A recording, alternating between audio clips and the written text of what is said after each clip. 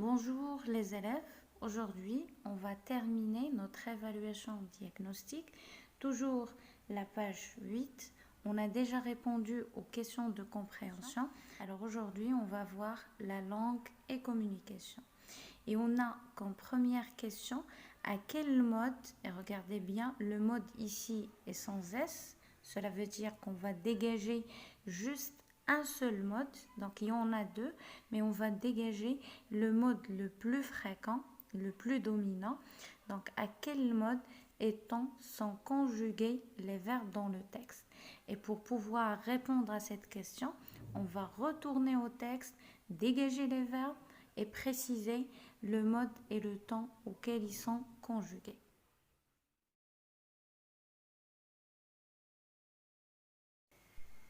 Donc voici le texte et on commence dès le début, c'est-à-dire du chapeau. Les ados sont accros à Facebook. Le verbe ici, c'est le verbe être, il est conjugué au présent de l'indicatif. Sans. Au point d'y consacrer parfois 3 heures par jour.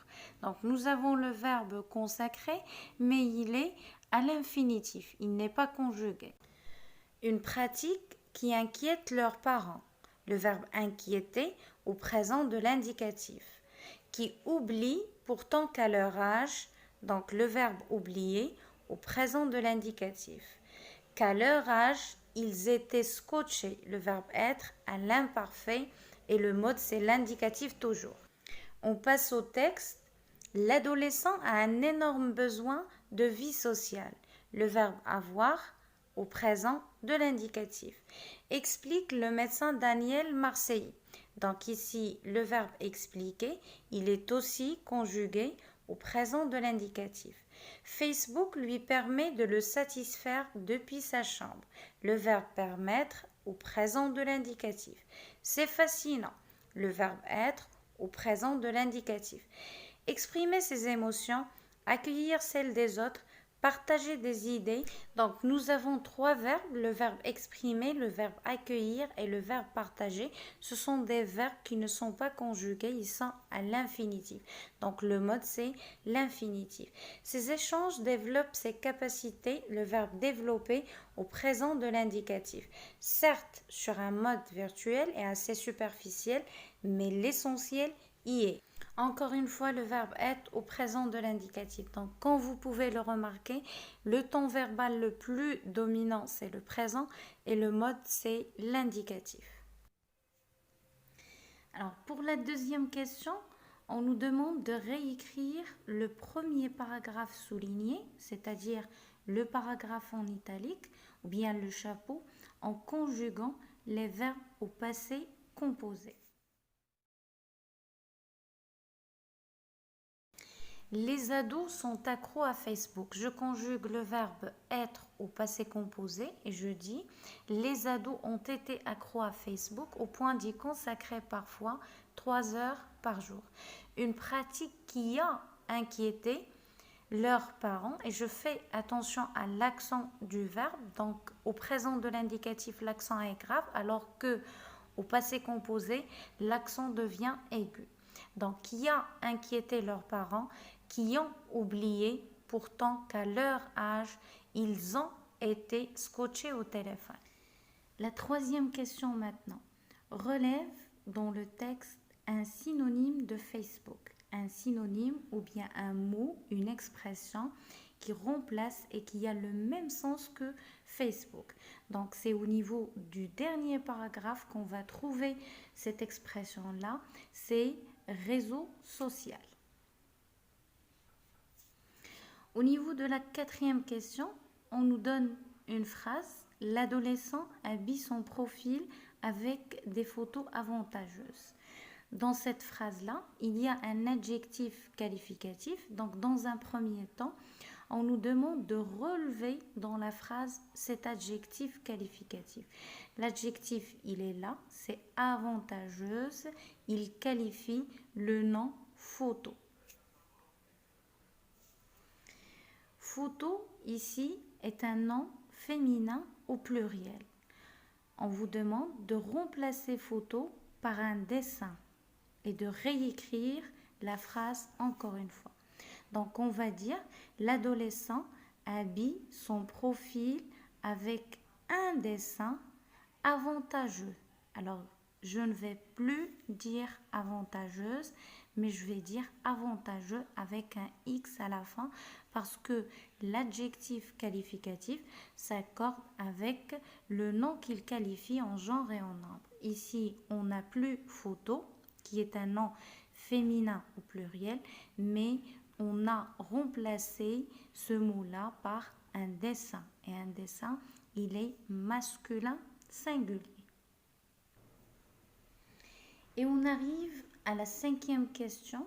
Nous avons ici une phrase extraite du texte, certes sur un mode virtuel, un mode qui n'est pas concret, qui n'est pas réel, et assez superficiel, il n'est pas profond, mais l'essentiel y est. Donc c'est une phrase tirée du texte ou bien de l'article, qu'exprime l'expression certes suivi de mais dans cette phrase-là.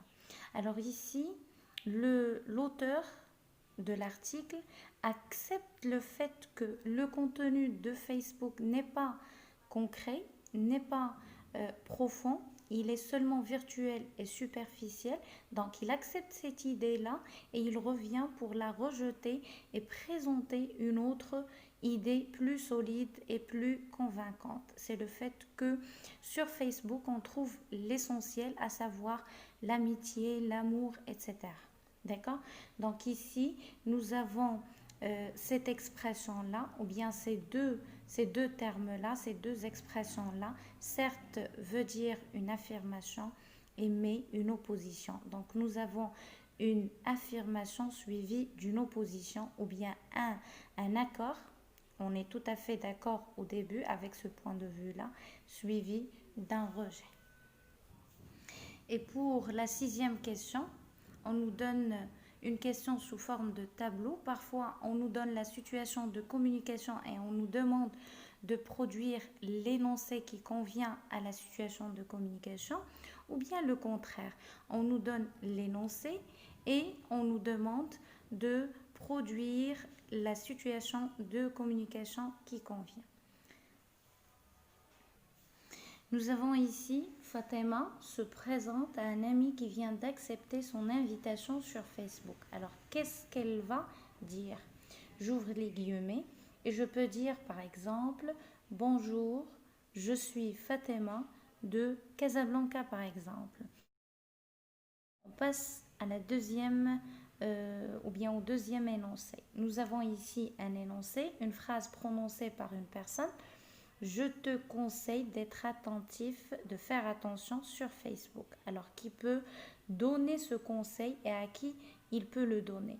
Donc, on peut dire une maman ou bien un papa, une maîtresse conseille son enfant, un papa ou bien une maman conseille son enfant ou bien une maîtresse conseille son élève d'être attentif sur Facebook. Ici, nous avons comme situation de communication une fille qui présente des excuses à un ami qui l'a invitée sur Facebook. Bien sûr, la fille a refusé l'invitation d'un ami sur Facebook. Alors, elle va lui présenter des excuses. Qu'est-ce qu'elle va dire? J'ouvre les guillemets et je vais mettre, par exemple, « Désolée, mais je n'accepte que la famille sur mon Facebook ». C'est un simple exemple. Vous pouvez donner un autre motif ou bien une autre raison qui vous a poussé à refuser l'invitation de cet ami-là. Le dernier énoncé maintenant, j'ai une nouvelle à vous annoncer les enfants. Ce semestre, on va élaborer un blog pour publier nos activités sur Internet. Donc nous avons les enfants, ce semestre, activité, donc ça ne peut être qu'une maîtresse ou bien un maître qui s'adresse à ses élèves. Donc nous avons une maîtresse ou bien un maître, il s'adresse à qui ou bien elle s'adresse à qui? À ses élèves, d'accord? Donc nous avons jusqu'à présent deux informations, qui et s'adresse à qui? Parce que pour pouvoir dégager la situation de communication, on doit répondre à 3 questions.